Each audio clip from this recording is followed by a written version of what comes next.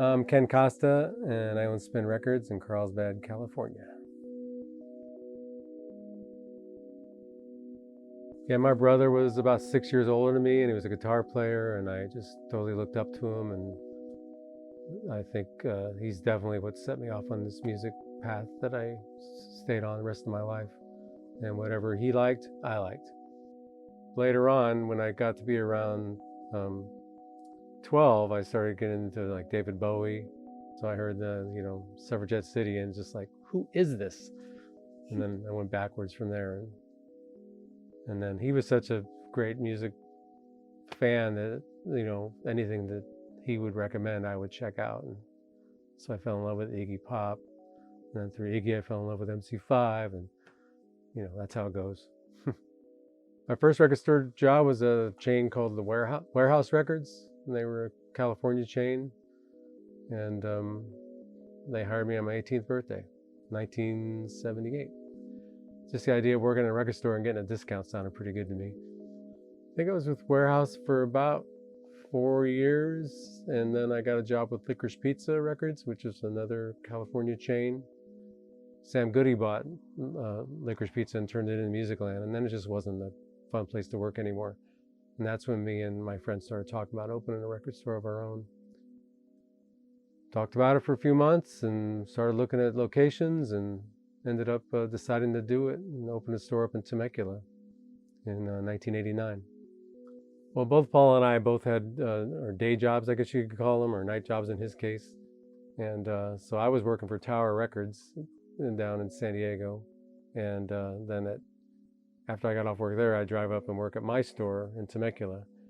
And then Paul had a newspaper delivery job. So he would be up at 5 in the morning delivering papers. And then when he was done, he would go open our store.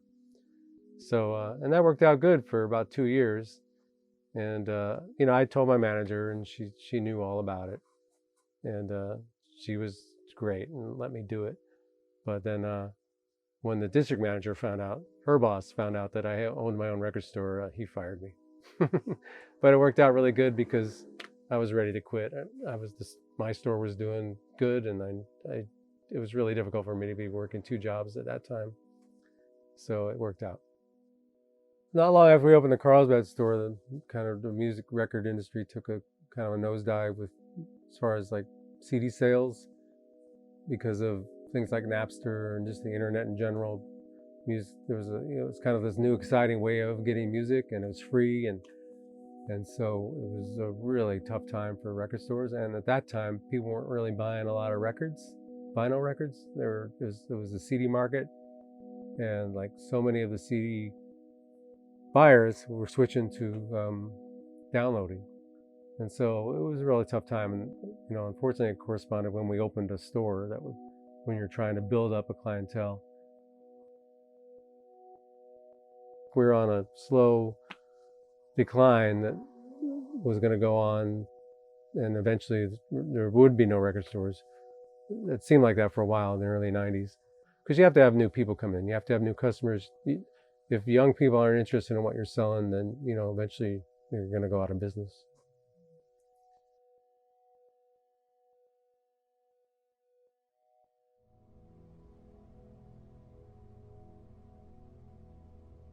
Yeah, record stores, they started around, I don't remember the exact year, but when that happened, uh, started this promotion to promote independent record stores and get people interested in going out shopping at stores again as opposed to the internet.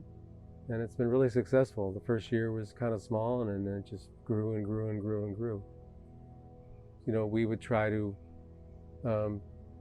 do different things to promote that day, like maybe we always have bands play. We've done that every year. And sometimes we've had food and different things going on. And it varies year to year, but the main thing is to have some live music. And if our store was bigger, I'd do that more often. We used to do that back in the old days, have live bands play in the store. But now there's no room for it, so we have to do it outside, and the neighbors don't always like that. My favorite part about owning the store is just being my own boss, for one thing, but mostly it's just that it's music. Music's what I love, and I like being around it, and I like being around music people that like music and want to talk about music, and this is my thing. So retail is not my thing. If I was selling anything else, I think I'd go crazy. Well, Spin Records, I try to carry everything that I can fit. Actually, I carry more than I can fit. So I think if you compare us to a lot of other stores, our selection is really good. And I think for me, and I hope for other people coming into a record store and shopping and dealing with people that are there that are music fans like you are, that's a lot better than shopping on the internet. And that's how it is for me, and I hope it's like that for other people too. Support your local independent record store if you have one. All right. Awesome. Good, man.